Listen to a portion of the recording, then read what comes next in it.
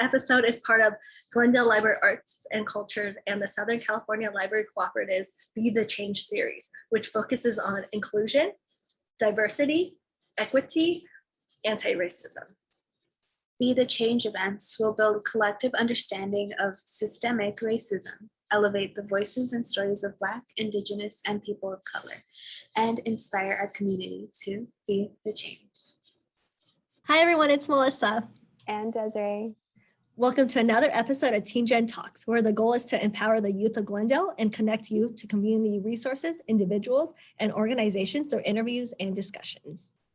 Today's special guest is Dr. Dawn Quigley. Dr. Dawn Quigley is a citizen of the Turtle Mountain Band of Ojibwe, North Dakota, and is an assistant professor at a Midwest University education department. She taught English and reading for 18 plus years in the K through 12 schools, along with being an Indian Education Program co-director. In addition to her debut coming-of-age young adult novel, Apple in the Middle, Joey Reads the Sky, an Ancestor Approved Intertribal Stories for Kids, the chapter book series, Jo Jo Makoons, The Used to Be Best Friend, and Native American Heroes, Dawn has over 30 published articles, essays, and poems. She lives in Minnesota with her family. But before we get started, don't forget to follow us on our socials on Facebook and Instagram at MyGlendaleLAC. Don't forget to follow us on Spotify or Apple, wherever you listen to your podcasts. Also, make sure to give us a like and subscribe to our YouTube channel at Glendale Library Arts and Culture, where we post the full episodes every Friday at 4:30 p.m. Thank you, Dawn, for taking the time out of your day to talk with us. We have a lot to discuss. Wonderful. I'm so happy to be here. Well, to start off the interview, you wear a lot of hats, from being an educator and former Indian Education Program Director to being an author. I first want to touch on you being an educator. What about it drew you to want to pursue it? Wow, that's a great question. So my initial, I thought I wanted to be a doctor. Like a medical doctor. I loved chemistry. And so my undergrad, I was, taking the chemistry and the calculus. And then I was like, well, I'll take some English classes. And I just kept taking more and more. And I just absolutely loved the literature aspect. And I also was working in a resource center in one of the libraries at the University of Minnesota, where I went. And I really loved helping patrons just figure out stuff or find resources. And then so I was like, maybe I should go into teaching.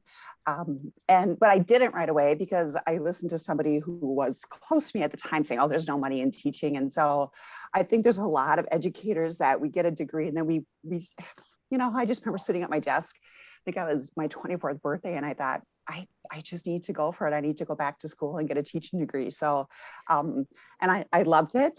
I absolutely loved it. I've taught everything from kindergarten up to 9th grade. I loved like the junior high years. Either you love that age or you run screaming from it. And then this is my 8th year in higher ed. One of the things that I realized, I taught for 18 years in K-12, but most of the teachers are not Native American. My dear teacher friends, I always say, but I realized that there was a real gap in understanding how to respectfully include Native American books and materials. And so that's one of the reasons I thought, well, maybe I'll try to go into higher ed and work with them before they become licensed teachers.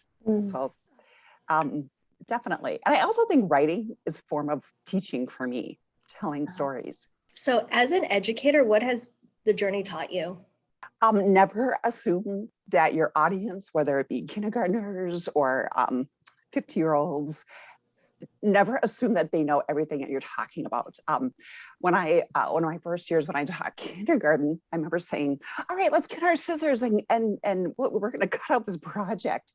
And I realized that some of them were kind of holding the scissors like this. And so like I had to not assume anything. It's like, okay, thumb to the ceiling, we're going to cut, or however I said. And that really is sort of, I've always kept that with me. So I always, say, well, I'm so sorry if this is a repeat for everybody, but I'm just going to go over some basics just to remind us. You also have been the Indian Education Program co-director. Could you tell us a bit more about this role? Yeah. what's sort of funny is every once in a while you get this invite to go to a meeting and you're like, well, I think maybe I'll just kind of go and check it out. And then pretty soon you realize you're there and then you're going to run the whole thing. I sort of fell into it. I always think the universe puts me where I'm supposed to be. I was able to work with a wonderful elder that really just taught me. Sometimes we would put on activities, and I know this one time I think we had a drum maker, a flute, a native flute musician, and only one student showed up, and I felt really bad. But my elder, he taught me that, he said, for that one student, it's important that we're there because they showed up. And so just always thinking about that student that's in front of me. And again, I kind of link it to that experience. And then when I write, I literally try to think like, okay, if I was a kindergarten teacher and I was reading this to my native students, and so I'm writing it for them. Is there a program that you were part of that was your favorite or one that has inspired you? You know, I think I just did one. It was so, well, I have two. Okay. One is for writers of color who write children's literature, and it's called Kweli, Kweli. And it was so amazing to see this beautiful auditorium with beautiful shades of brown and black. And we were all there, and we could say something and we wouldn't have to explain ourselves. And so that was great for me learning as an author. And then I just did this Native American, it was like a writing seminar over the weekend. It was put on, supported in part by We Need Diverse Books and the amazing Cynthia Laddick Smith. And then HarperCollins Heart Drum. And it was, I think it was like 9 or 11 of us Native authors who write for children. It was just, it's just incredible. It's such an amazing time to be in Native children's literature right now. And in your debut novel, Apple in the Middle, how much of it was inspired by your own personal life? Yeah, there's Apple back there. You know, it's interesting when I was writing, or no, you know, I never took writing classes or anything. And so I was eating lunch at my table one time when I was teaching 7th and 8th grade, you know, like the moment of silence when there was no students there. And all of a sudden I just heard this, I can't even describe it. It wasn't like an auditory voice, not the right word. But I heard like the words, tell them the story. And I thought, oh, at the time my 2 daughters were little, and I thought, oh, maybe I'm supposed to write down just some memories I had about spending my summers up on the Turtle Mountain Reservation with my grandma and grandpa and all our relatives. And so I was like, okay, well, and then I kept getting that same sensation. I'm like, okay, well, you know, I'm just going to do this in secret because I'm not an author. I don't know how to write. And then, so then I wrote, you know, 2 pages a day. Sometimes it was really hard. Sometimes it was just amazing. And I wrote about, you know, I think it took me like 8 years to really finish it. But I wrote about the experiences for myself, just being in the middle of so many multiple worlds. I was teaching about 40 minutes away where I worked. And so like people would be like, oh, well, let's go out to dinner. I'm like, well, I have to go back and pick my kids up. And so I was, you know, I was sort of in the middle of that way. Definitely for the, you know, Native American culture and family versus, you know, I married a Norwegian guy. I mean, like Swedish, Norwegian, Scandinavian from Minnesota. Minnesota, my accent comes out a lot. And so, but I really did write about, I think every author puts themselves in the story, but this one I really, you know, it was an experience about, you know, growing up in Mankato, Minnesota. I was one of 2 Native people my entire high school. And so I did what every normal adolescent does, usually back in the day. I tried to fit in. I wanted to fit in. And so that really was writing about Apple. And then, you know, I just sort of, I don't have a writing process. Some people have these amazing outlining skills. And I just like, I feel like sometimes I'm just the note taker, and I just kind of take notes about what's going on in my mind and who all of a sudden is stepping into the scene. But I had a great question from a student when I did a author visit. They said, was writing apple therapeutic for you? I thought, wow, it really was. I never thought about that because, there are certain instances that I did put things that actually happened to me, but I was able to write through it, and I was able to change the ending, and that was great. How did your writing process change your first debut novel to your most recent? It's interesting when you write that first book, it's almost like you need to write one book before you even like know what the heck you're doing. I don't really know if I still know, but I think it just put the habit of writing, and I try to write more days than not. I don't write every day. But then also I do a lot of reading. For me, that's been my best writing teachers. Like I said, we have two girls, one's in college, so I don't have a lot of money or time to go take writing classes. I took a few here and there. I've read a lot of writing books. And you probably heard authors say pantser or plotter. Like, do you fly by the seat of your pants when you write, or do you plot out and you have the outline? I tried to outline this one that I'm working on right now, and I'm just like I said, the stories in my head are like, oh, get rid of that. So I want to be a plotter, but I'm a pantser. So definitely. But I did learn to use mentor text. Like when I wrote the first JoJo, I got like every chapter book I could get my hands on, and I looked at the page length and the chapter length, and even like as an educator, the word, the reading level. So just learning to read from other books. And what do you do when you're having writer's block or you're feeling uninspired? Okay, that happens every day. I would say reading is just, and I read a lot of different things. I read the newspaper, I read magazines. I like to read like cooking magazines, and I pretty much read exclusively children's book. And when I mean children, we know it's picture books, board books, up to young adult. And something always inspires me when I read that. It's like, okay, how did that author make me feel this way? And then I try to translate that and make it my own way. And then I get really excited. That happened this winter. I was reading Land of the Cranes, and I don't have it with me. I don't remember the dear author. It blew my mind, a novel in verse. And so I tried to get every novel in verse. I looked at websites, and it just inspired me to write one. And so I did, yeah. What do you hope your books and writing give your audience? I think one of the things is just joy. I think there's a lot of traumatic things that happened in Native history that are still happening. Those things need to be written about. They're really important to learn about. But for me, I want to write about Native joy. I want people to, like for my JoJo books, I really intentionally said, okay, I'm going to write a quirky, funny little character who, by the way, she just happens to be Ojibwe, but that's really not the center of the book.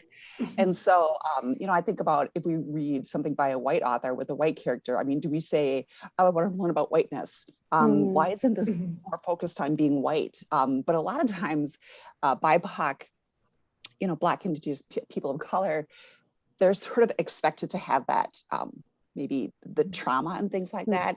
I really write for middle grade and under, and so it has to be developmentally appropriate and emotionally appropriate. And then also just, especially with COVID, a lot of times we just need an escape. We just need to get outside of what's going on in our lives, in the world. And that's another thing that I hope to do. And Native American Heritage Month is coming up. In what ways can people educate themselves and respect the Native American heritage, but not only during Native American Heritage Month, but always? Yeah, that is important. It's sort of like a yes, it's great to be highlighted for November, but I still get a lot of dear teachers who will ask me about, how can I recreate the first Thanksgiving with my kindergarten students? And I'm like, well, I wasn't there, so I can't tell you. But one of the things is just all these amazing Native authors are really important to celebrate. And I also think that just the act of like Tracy Sorrell's her books about just being grateful and being thankful and that we are still here contemporary. That's another thing that I really am purposely and intentionally writing contemporary Native stories. So all readers realize that we're still here. We go to Target, we do all these things that kids every day do, people every day do. And I think also, think about being grateful in the month of November, no matter what that looks like for people's home heritage, home language, families. But also, I really like the aspect of harvest, and because that's something that we all can share, no matter what culture, no matter what area. I'm in Minnesota right here, and so it's fall, and it's definitely is a harvest season. So. I think that's it. And I also think for educators or adults, they really need to do the reading.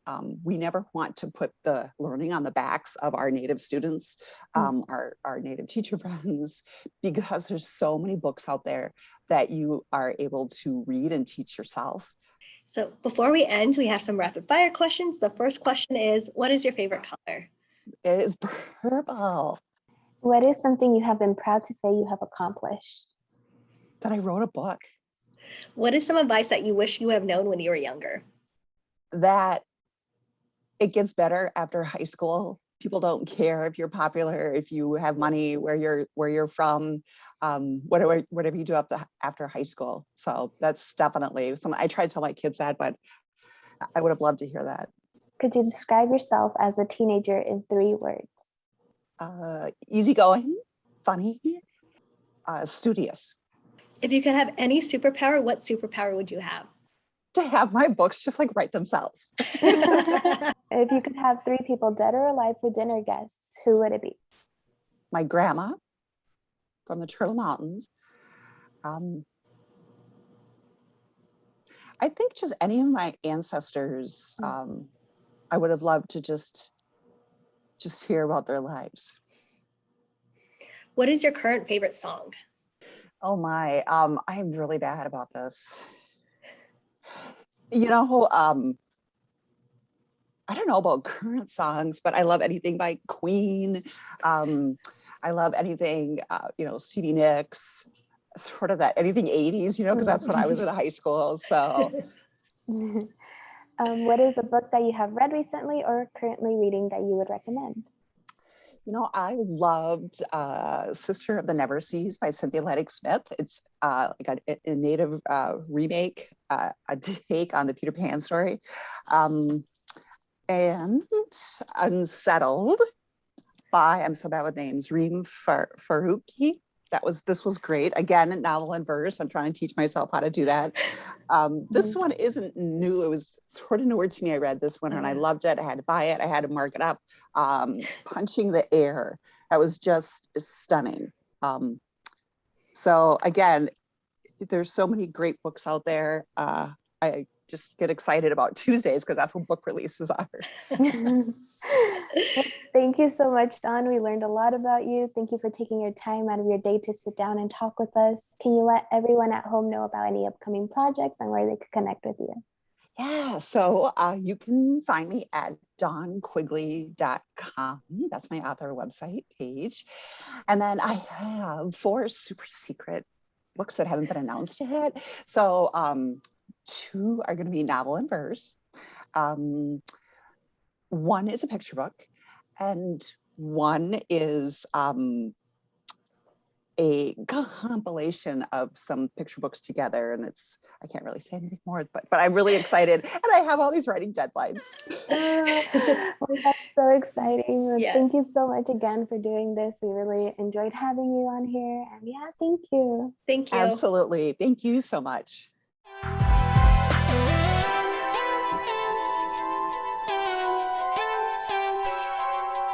you.